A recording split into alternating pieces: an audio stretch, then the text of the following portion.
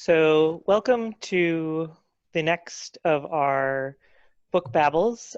Today we will be discussing horror, and this is just a quick introduction to a couple of ideas that we will be discussing at more length at a future meeting. So, I guess I will start. The author who I was going to be speaking of is actually one who I haven't read a lot of his works, but has definitely had a major impact on a lot of the world of horror, particularly that which I'm most interested in, and that is H.P. Lovecraft. So he wrote in the early 20th century and really created a world of fantastic beings that were all bent on destroying humanity. And he's a very controversial figure because there is a lot of racism, even for the time. He is an exemplar of that, I guess. And sort of how future writers have dealt with that has been interesting to me. One book that I recently listened to was Lovecraft Country, which is all minorities sort of interacting with this world that he has created. And I would definitely recommend that. It's, I think, about half a dozen interconnected short stories. So well worth the read or listen. And N.K. Jemisin has also written an interesting article about how she, in sort of a similar supernatural world, has dealt with this controversial author and the fact that he definitely had an impact on her work, even though as a Black female writer, she has very mixed opinions, mostly towards the negative on him. So when we send out the links, there will be a link to that article. So I'll be discussing more of his work when we have the full discussion. And again, his impact is not just on books. There are also a number of movie adaptations to his ideas. And he actually has a pretty large impact on the board gaming and role-playing world. Video games. Yeah, Arkham Horror is one of my favorite games, even though it's generally about a 6-hour investment and normally involves you losing. But given the world he sort of created, that's kind of on brand. So yeah, I will link to that article, and whoever would like to So, discuss the Matthew, next I've never topic. read any Lovecraft. If I were going to start with one, which one would you say I should start with? So really, it doesn't necessarily matter. A lot of there are definitely small ingots of sort of the world that he's created in each of his, and there's some interplay between them, but you might end up talking about a number of old gods in one that don't even come up in the next. I know Call of Cthulhu is one of the better known short stories, and that's another thing. A lot of his are short stories. He does have some that come closer to like the novel or novella length, but I would say the majority of his work are short stories. So just grabbing an anthology of them and seeing sort of which ones speak to you and which And ones. these are public domain, right? If I go to Project Gutenberg, I could probably download a couple. Maybe his earliest. I would recommend an anthology as well. I read some of them a long time ago. But yeah, it's interesting to struggle between this amazing world he came up with, and then you look up and see what he named his cat. I'll let everyone Google that. You may It's not not wish great. to. No, it's the N word. It looks like just his biography is on Project Gutenberg. What's the time period in which she was writing? 1920s. So it may not be in. It's definitely the post World War I era. The I majority believe of his work. 1920s. And Yep. isn't it set mostly in New England? Yep. So Arkham is the primary city that is dealt with, and according to the mythos of that world, that is in Massachusetts. So that's interesting because I'm a big fan of Stephen King, And most of his stories revolve around a couple of certain places. So I wonder if he got some of his ideas from I'm Lovecraft. sure that he did. I'm sure he's a huge influence Yeah. on most I think horror authors, actually. Yeah. he's he definitely um, probably saw a number of questionable things with H.P. Lovecraft, but as far as the world building, like I just watched the Outsider, the HBO adaptation of his book, and like it could. I know it's Stephen King. It very easily could be H.P. Lovecraft.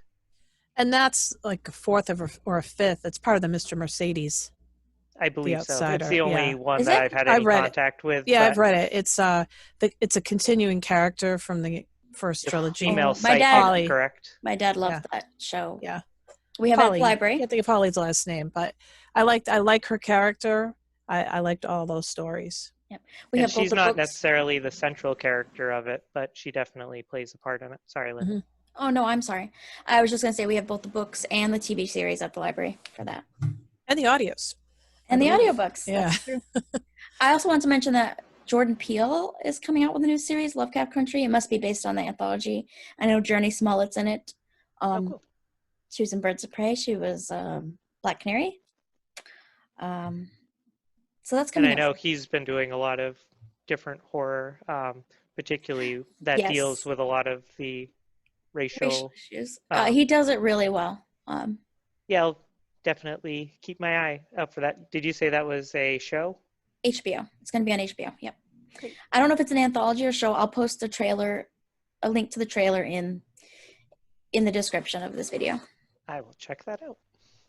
I have one more Lovecraft question because I was watching the Great Courses science fiction lectures, and I believe he mentions Lovecraft. Does he does Lovecraft cross over into Yes. sci-fi? Definitely. Yes. Like there's time travel. I forget what the realm is called that is specifically around time.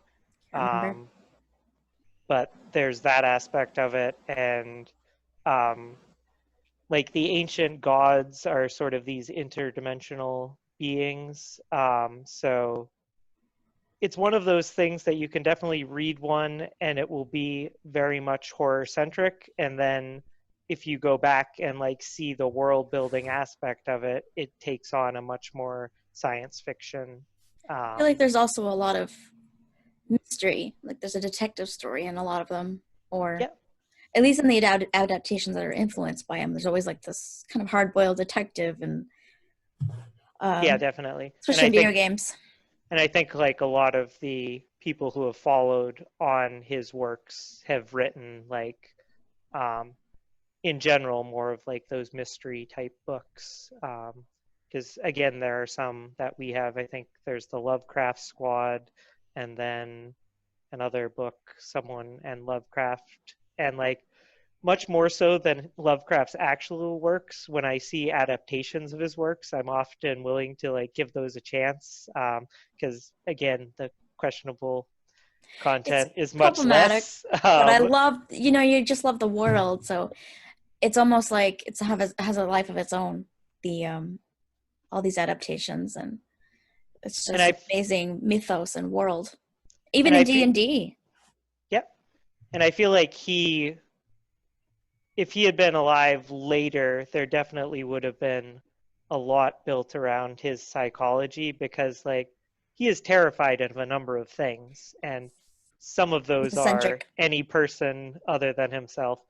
But also I think that some of like the elements in his world, I don't know that he believed in those per se, but I feel like there's definitely a lot of pathos going on there. Yeah, there's probably really good biographies on how his psychology, and he's very eccentric. And as I said, there is a biography of him on Project Gutenberg. I have not read it, but if someone wanted to check it out, they could learn more about him. Yep. Okay, thanks, Matthew. I'll guess, give one of the short stories a whirl. Yeah, I think that's a good way to start it. I think I'll go next because mine is New Englandy as well. Local author related. It's kind of like a new no, I don't want to say a new Stephen King, but Stephen King has been promoting his work lately, and he's really excellent. His name is Paul Tremblay. So let me get up my screen. Document. So here are the 4 books I chose to talk about, all by him. My favorite is A Head Full of Ghosts. That's the first one. So in that one, it's in Massachusetts. This family there's something wrong with their daughter, and it's unclear. And that's the thing about his book. There's a lot of ambiguity. You can take the horror route, or you can take the mundane. And there's really no answers except for what's in your head, kind of. And it could go either way. So anyway, they think she might be possessed. So the family, in order to pay for both her psychological treatment and just to figure out what's going on, agrees to be on a reality show. And it's about the unraveling of this family and this one girl who may or may not be possessed, and the kind of tragedy at the end. I don't want to give it will give away too many spoilers, but I just really loved how he weaved the ambiguity of the situation. Like, is she possessed? Is she just really psychologically troubled? And there are lots of evidence for either side of that. And the same thing for Cabin at the End of the World, which is set in New Hampshire. It's about these 2 married men and their adopted daughter, who kind of have a home invasion. And these guys are like, no, we've been having visions. We've been having dreams. We are sent here. And you have to choose. Now I'm like forgetting basic plot points, but they have to choose these acts of violence or the world will end on each other. And again, that sounds creepy. It's really creepy. And again, there's this ambiguity. Like, are these people crazy and making this up? There are some things on the news happening that seem to line up with what they're saying. There's things lining up with what they're saying, but again, you don't know, and they may have to make this really horrible choice at the end. And then you really kind of have to come up with the answer on your own. Growing Things is his most recent book. It just came out. Short stories, and a lot of them line up, have some threads from A Head Full of Ghosts. He actually got the name of the first short story, Growing Things, from a story the sisters were telling each other in A Head Full of Ghosts. So they kind of all line up, and there's like this thread. It's really interesting. And one of the stories takes place in Moultonborough. It's about this, there's something going on that's apocalyptic. It's either you can't really tell because it's from the perspective of a little boy, and you can only glean from his perspective how the adults are acting. And they were taking a vacation from Massachusetts to Moultonborough, and the one thing he recalled was the sign, "Don't feed the ducks." That's kind of the title of the story. And it's from this little kid's perspective, and you're trying to like fill in the blank. You can't really figure out what's going on. You know something horrible's happening, and they're stuck there. But it's really interesting. So there's a lot of good stories in there. And then Devil's Rock, Disappearance Devil's Rock. It's at our library, Massachusetts, but there's a Canopy Lake shout out in it. Her son goes missing, and she kind of this one reminded me a lot of Stranger Things a little bit, because it's about this group of boys, and they're on their bikes and they're prowling. One of them goes missing, and it's about what happens to them, and is this person they meet really involved with the devil, or is he just a crazy dude? So it deals a lot with the ambiguity again, and I think he's a really good and promising well, he's not new. I don't want to call him like a new writer, but one that I've recently discovered, and he's excellent. So, Paul Tremblay. And you said Disappearance at Devil's Rock. Yeah. Could read as like a mystery, though it does have some supernatural elements to it. Is that accurate? It's a mystery with supernatural elements. So, thanks. Yeah. And did we have him come to the library before, Matthew? Was he one of the authors we've had? Does he do library visits? He does. I know he's done some in Massachusetts. I follow him on Twitter and Facebook. He's a fun guy. So that'd be interesting. I'm thinking, when we finally have the library built, to maybe do some sort of local author. Correct, Linda? Is that true? No. Oh, that was another author. Sorry. That's okay. But I'll tag him in this. Maybe he'll see it. Hi, Paul. It's my dad's name too. Oh, thanks, Linda. I wrote down Head Full of Ghosts to start with. I need more time in my life to read all these things that you guys are telling me about. We don't have that one at the library, but we could order it. It's just a couple years older. Okay. But they are adapting it into a movie. Oh. And the girl who plays the possessed girl, I believe, may or may not be possessed, is Jill from The Leftovers, which is my favorite show. Also has some supernatural elements. So shout out for that show. Yeah. And it's probably good to get in on that, the reality show. It's like what everyone's watching still. I mean, how long have they been popular? 10 or 15 years? And they struggle with that because everyone's like, oh, they're just doing this for the show. And they're like, no, we did this for the money to help our daughter. And, but it also kind of makes things worse. It's an interesting dynamic. Yeah.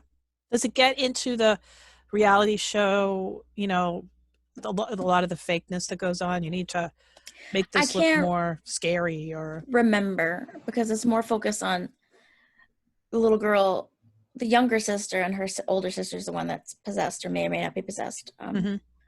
It's focused on that. And actually it starts out with an investigator talking to her because she's become kind of obsessed with horror movies, actually, the little sister, and she's being interviewed again about the experience. So it's interesting. Okay. And what I'll be talking about in the next meeting, my background is from Midsommar. Either a horror movie or a dramatic movie. It can be seen either way. So we'll be talking What's that one about? Just quick synopsis. Ari Aster, he's a director of horror movies. He did Hereditary. This one is about a group of people who take a trip to Sweden and end up getting caught up in some culty stuff. And it's very interesting. It's not like Wicker Man. That was terrible. I haven't seen Wicker Man, either the original or I've seen the Nicolas Cage version, actually. Okay, yeah, then. So I've seen the bad version. Yeah, it's bad. The bees, not the bees. I would say that having not much seen more it, serious but and artsy. It's much more serious and also much more troubling. Like I feel like because Wicker Man is so over the top in some ways, it has a hard time being super troubling. But from everything I've heard, Midsommar, I have seen the original. Okay. But I saw it 5 or 10 years ago, much after it was created. It's possible that when it first came out, it was held in a slightly more original. serious Everything light, I see has good ratings. It's just who was in the original? I didn't even know there was one before. In the 70s. 70s horror films. There's nothing like them. I'm forgetting. Black Christmas, great movie. The actor who played Saruman in Lord of the Rings, I believe. Oh, Christopher Lee? Yeah, I believe he was in all things horror in the 60s and 70s. Indeed. Yeah. And I should know him from other things, but that was just the first one that popped in my mind. But yeah, I believe he is one of the main characters in that. Okay. Yeah. Midsommar is more like a psychological horror. That's what I like, psychological, more so than the gore. I'll give a gore warning. There's a couple scenes that are shocking with gore, but mostly not. It's just a couple very particular scenes. So, okay, Erin. All right, so I decided to focus on the book and the film that scared me the most in my adult life, and I am very particular when it comes to horror. I don't like you're talking about the over-the-top stuff. I don't like the over-the-top stuff and the gory for the point of being gory. I like to be completely pulled in and really scared. So I'm not a slasher film kind of person. However, the book that I'm going to talk about, and I'm going to pull up my share screen here.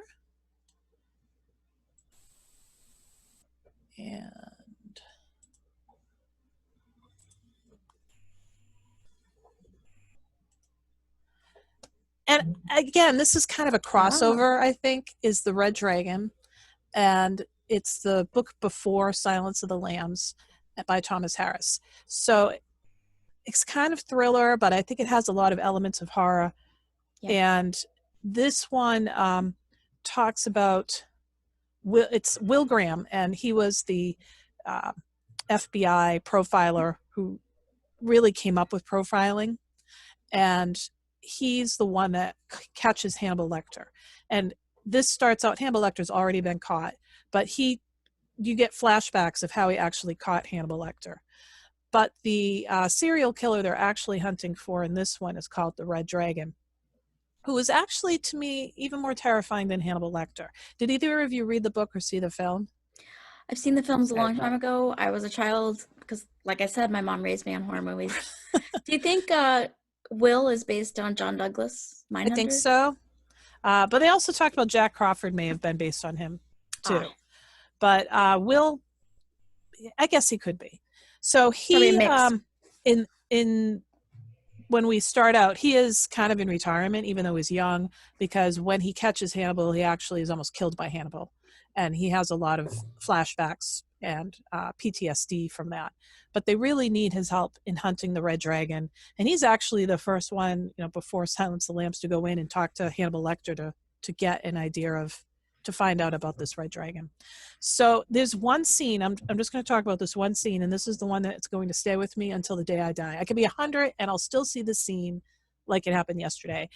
And there's a reporter, who's a tabloid reporter, like a National Enquirer type of reporter, who ends up getting captured by the Red Dragon because the FBI kind of used him to try to help catch the Red Dragon.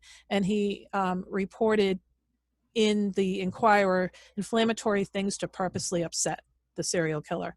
And the serial killer's mad at him for doing that and catches him and wants him to write a retraction. And so, of course, the guy's like, whatever you want. But the reporter gets glued into one of those old-fashioned wooden wheelchairs, with the high back, like he's completely glued into it. And then the Red Dragon bites off his lips. And then Gary Oldman. Yes. Was it Gary Oldman in the movie? Is that who it was? The one in the wheelchair you could barely recognize. Okay, because I thought it was the one who was he overdosed on drugs. Excellent actor, played Truman Capote.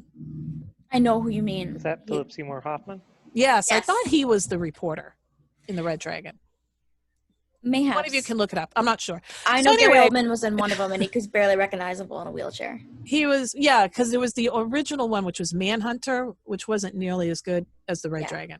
So anyway, he's glued in the wheelchair, and he gets set on fire and pushed down the hill, and he can't do anything but be on fire, and he's just screaming the whole time. And somehow he lives through this. And so to me, that was like the worst part of the whole thing. Like you're in completely, 100% burned all over your body, but he's still able to give them some ideas to help the FBI in tracking him down. But that scene will stay with me forever. I can almost smell his flesh burning. And no. Just that feeling of being trapped and set on fire. I can't imagine anything worse. That reminds me of the scariest thing that I ever heard in a true crime thing. Excuse me.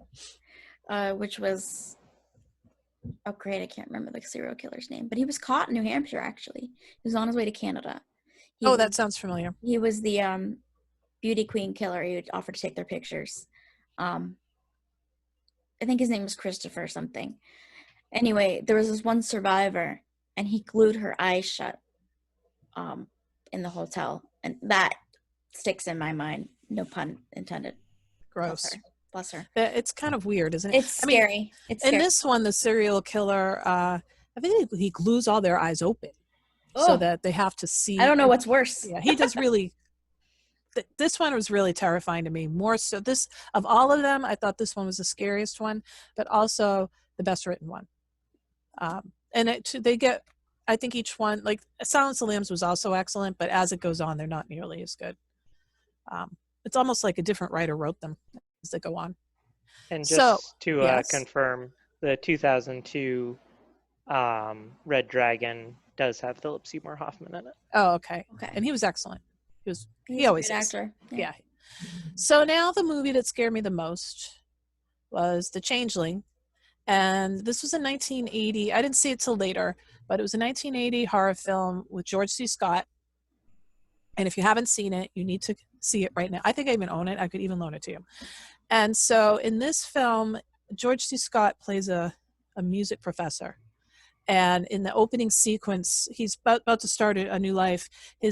His wife and child he's in a phone booth making a phone call. And while he's in the phone booth, this trucker out of control hits his car and kills his wife and daughter. I believe it was his daughter.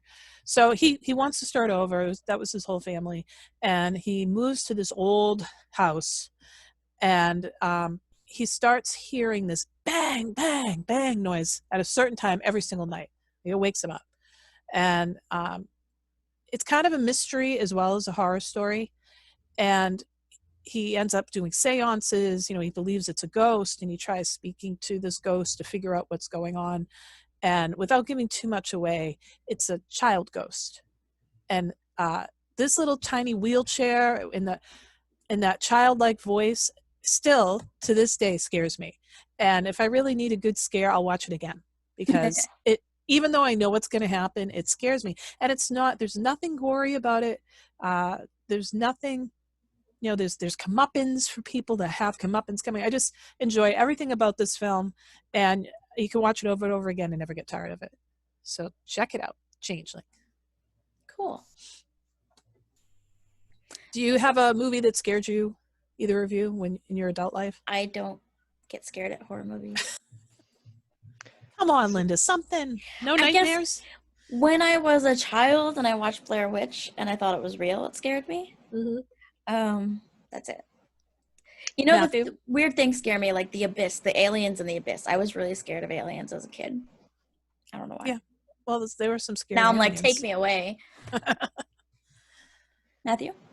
I am sure there have been ones that have stuck with me, but none are immediately coming to mind. And since this does immediately come to mind, I'll throw my brother under the bus. So when we were both pretty young, we were staying at my grandmother's, and I had already gone to bed, I guess, as the story is relayed to me.